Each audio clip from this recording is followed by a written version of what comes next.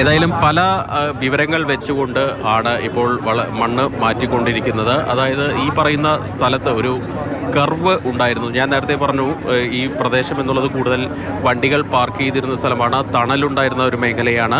അതുകൊണ്ട് തന്നെ കൂടുതൽ ആളുകൾ, ലോറിക്കാരൊക്കെ ഇവിടെ വണ്ടി നിർത്തിയിട്ടിരുന്നു പണ്ട് കാലത്ത്. ഏതായാലും ഇപ്പോൾ ആ പ്രദേശത്ത് ഒരു കർവ് ഉണ്ടായിരുന്നു. ആ കർവിലേക്ക് വണ്ടി പാർക്ക് ചെയ്യാനുള്ള സാധ്യത വളരെ കൂടുതലാണ്. ആ പോള് കുത്തി വെച്ച സ്ഥലത്താണ് കൂടുതൽ ഇന്നലെ ഈ സാധ്യത, ലോറി അവിടെ കൂടുതൽ ഉണ്ടാവാനുള്ള സാധ്യതയുള്ളത്. അതുകൊണ്ട് തന്നെയാണ് അവിടെ കേന്ദ്രീകരിച്ച് ഇന്നലെ മുതൽ തന്നെ തിരച്ചിൽ നടത്തുന്നത്. അപ്പോൾ ആ ചുവന്ന കൈയുള്ള ഹിറ്റാച്ചി കൊണ്ട് മണ്ണ് മാറ്റുന്ന ഭാഗത്താണ് കൂടുതൽ സാധ്യതയുള്ളത്.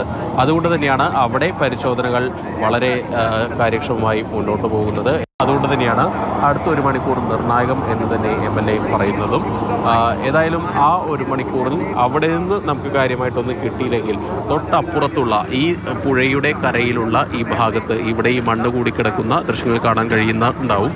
ഈ ഭാഗത്തെ മണ്ണ് നീക്കം ചെയ്ത് പരിശോധിക്കും.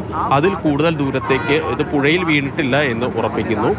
നേരത്തെ പറഞ്ഞ ആ ഒരു കർവ്, വണ്ടി പാർക്ക് ചെയ്യാൻ സാധ്യതയുള്ള ആ ഒരു കർവിന് നേരെ ഓപ്പോസിറ്റുള്ള ആ ഭാഗമാണ് ഇപ്പോൾ ഈ ദൃശ്യങ്ങൾ കാണുന്ന ഈ ചെറിയ മൺകൂന. ഈ വണ്ടി എന്നുള്ളത് ഫുൾ ലോഡഡ് ആണ്. ഏതാണ്ട് ഒരു 45 ടണ്ണോളം ഭാരം വരുമെന്നാണ് അതിൻ്റെ ഉടമകളൊക്കെ ഇന്നലെ പറഞ്ഞത്. അതായത് വണ്ടിയുടെ ഭാരം കൂടാതെ വണ്ടിക്കുള്ളിൽ ഫുൾ ലോഡായിട്ട് തടിയും ഉണ്ടായിരുന്നു. ഭാരം കൂടിയതുകൊണ്ട് അധികം ദൂരത്തേക്ക് പോകാനുള്ള സാധ്യത തുച്ഛമാണ്. മണ്ണ് നീക്കുന്ന നടപടികളിൽ ഒരു ലെവലാവുന്നതിന് മുൻപേ സൈന്യം എത്തും എന്നാണ് മനസ്സിലാക്കുന്നത്. പോളിൻ്റെ വശങ്ങളിൽ നിന്നുള്ള മണ്ണ് നീക്കൽ ഏതാണ്ട് വളരെ വേഗത്തിൽ, നമ്മൾ നിന്ന ഏതാണ്ട് 8:30 കൂടിയാണ് നമ്മൾ ഈ പ്രദേശത്തേക്ക് അകത്തേക്ക് വന്നത്. ആ സമയത്ത് നോക്കിയാൽ വളരെയധികം പുരോഗതി ഉണ്ടായിട്ടുണ്ട്. അതായത് കഴിഞ്ഞ ദിവസങ്ങളിൽ ഒരു ഏകോപനത്തിലൊരു പോരായ്മ അല്ലെങ്കിൽ ചില പാളിച്ചകളൊക്കെ ഉണ്ടായിരുന്നു. പക്ഷേ ഇന്നലെ ഉച്ചയോട് കൂടിയാണ് രഞ്ജിത്ത് എത്തുന്നത്. രഞ്ജിത്തിന് ഇതിനു മുൻപ് നിരവധി ഈ ദുരന്തമുഖങ്ങളിൽ പ്രവർത്തിച്ചുകൊണ്ടുള്ള പരിചയമൊക്കെ ധാരാളമുണ്ട്.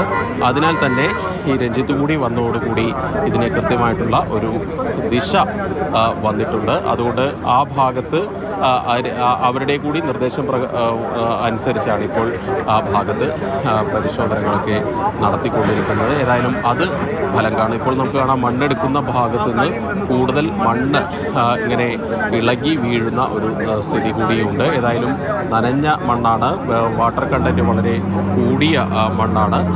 അതിനാൽ തന്നെ അങ്ങനെ മണ്ണ് ഇടിയാനുള്ള സാധ്യത വളരെ അധികമാണ്. ഏതായാലും നമുക്ക് ഒപ്പം ഇപ്പോൾ KV രാഹുൽ കൂടി ചേരുന്നുണ്ട്. രാഹുൽ, ഇന്നലെ ഇവിടെ വന്ന് നോക്കുമ്പോൾ നമുക്ക് ഇത്രയധികം മുന്നോട്ട് പോയിരുന്നു, അല്ലെങ്കിൽ ഒരു അത്ഭുതം തോന്നുന്നുണ്ടോ? അതായത് ഈ രക്ഷാപ്രവർത്തനത്തിൽ ഒരു വേഗത കൈവന്ന പോലെ എനിക്ക് തോന്നുന്നു. പക്ഷേ ഈ രക്ഷാപ്രവർത്തനം, തിരച്ചിൽ വളരെ സജീവമായി തന്നെ പുരോഗമിക്കുന്നു എന്നത് ഏറെ ആശ്വാസം നൽകുന്ന ഒരു കാര്യം തന്നെയാണ്. ഇന്നലെ നമ്മൾ ഉച്ചയോടുകൂടി ഈ സ്ഥലത്ത് വന്നതാണ്. ഇന്നലെ കണ്ട ഒരു സ്ഥലമല്ല ഇന്ന് എന്നുള്ളതാണ്. കാരണം രക്ഷാപ്രവർത്തനത്തിന് കാര്യമായി തന്നെ വേഗത വന്നിട്ടുണ്ട് എന്നതാണ്. ഏകോപനം വളരെ സജീവമായി അതിനുശേഷമൊക്കെ നടത്തിയിട്ടുണ്ട്. കൂടുതൽ വാഹനങ്ങളുണ്ട്. മണ്ണ് ഇവിടെ നിന്നെടുത്ത് മറ്റു സ്ഥലത്തേക്ക് മാറ്റുന്ന നടപടികളാണ് ഇന്നലെ ഉണ്ടായത്. അതായത് ഈ ദൃശ്യങ്ങളിൽ നിന്ന് നമുക്ക് ഈ റോഡിൻ്റെ ഈ വീതി മനസ്സിലാകും. ഇത് 4 ലൈൻ റോഡാണ്, 4 വരി റോഡാണ്.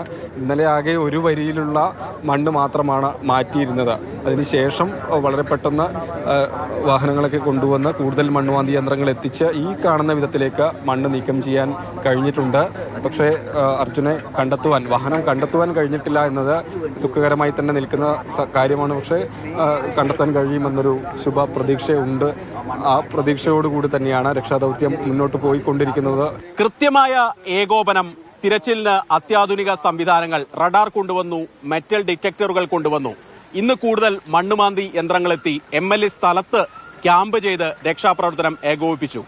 6ാം ദിവസം ആവേണ്ടി വന്നു ഇത്രയും സംവിധാനങ്ങൾ, ഇത്രയും വേഗത തിരച്ചിലിന് വരാൻ.